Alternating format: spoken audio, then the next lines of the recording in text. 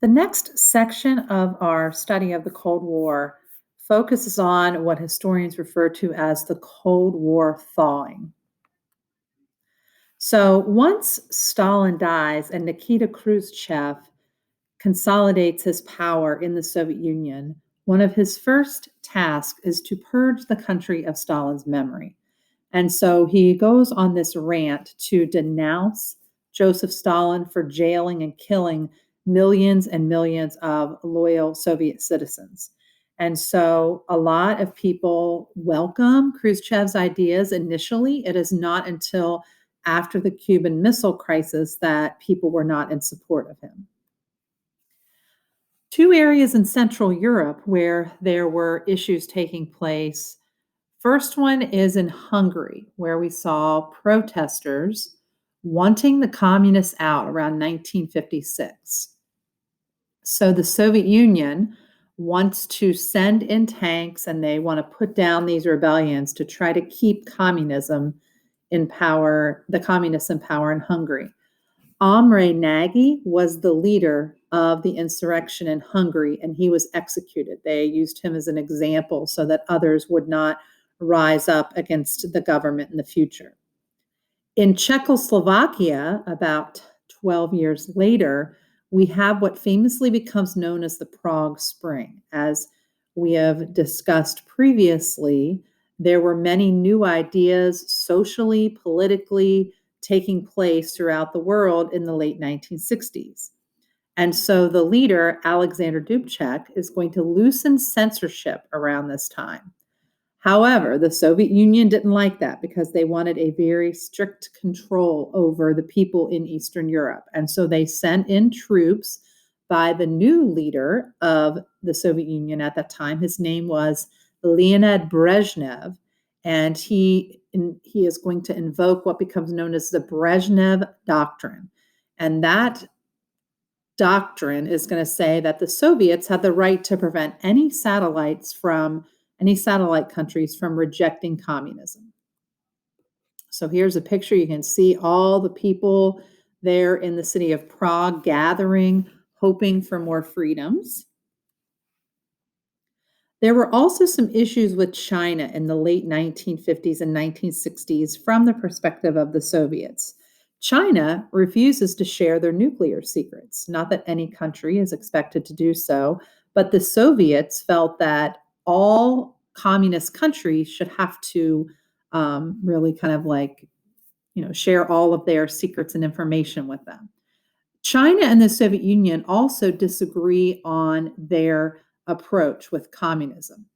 And so there tends to be a little bit of fighting along the shared border of the Soviet Union and China during this time period.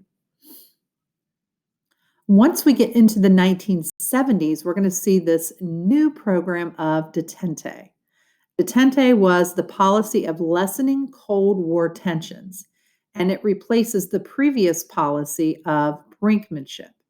This is a policy that was devised under the presidency of Richard Nixon, and there's a picture there of Nixon below the text there at the top. A number of agreements are also going to be signed in the late 60s and the early 70s to try to lessen the threat of nuclear war. So the first one is referred to as SALT, the Strategic Arms Limitation Talks. And this was an agreement to limit the number of intercontinental ballistic missiles and submarines that each country could have. There also will be a SALT II that is signed as well. So in the picture at the bottom on the left is President Gerald Ford, and then there on the right is a picture of the premier from the Soviet Union, Leonid Brezhnev. We also had another meeting that became very popular around 1975 known as the Helsinki Accords. At this meeting, around 33 nations joined the Americans and the Soviets to sign a commitment to detente and to cooperation to try to lessen the threat of nuclear weapons.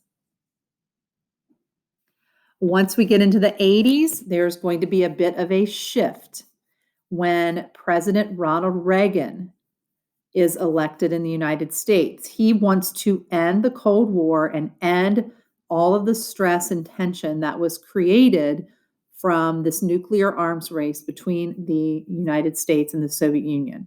And so his famous program becomes known as SDI, Strategic Defense Initiative. A lot of people refer to it as Star Wars.